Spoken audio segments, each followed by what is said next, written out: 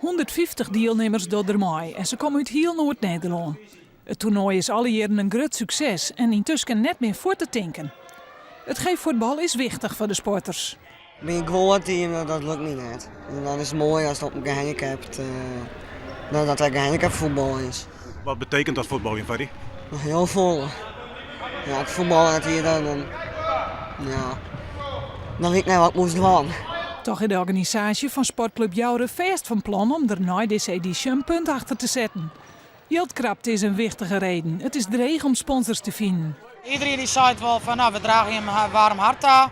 Alleen er moet eerst wel de keiharde recensies op tafel komen voordat je wat organiseren kan. En zolang het iedereen in december net binnenkomt, kan je in februari net iets deel zetten. Het is elk jaar is dit toernooi. Ik vind het wel een leuk toernooi. Ik vind het altijd mooi om te voetballen. Maar nu is het de laatste keer.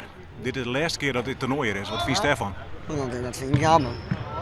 Ja, dit is elk jaar, dus op laatste week krijg je wel gewoond.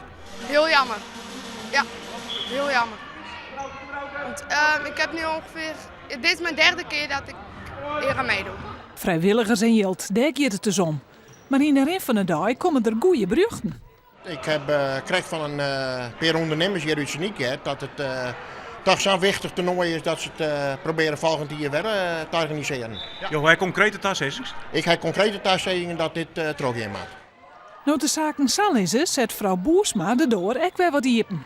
Als er misschien heel spontaan hele grote sponsors zich gaan melden, dat ik in ieder geval die financiële pine net heb en die stress. Wie weet.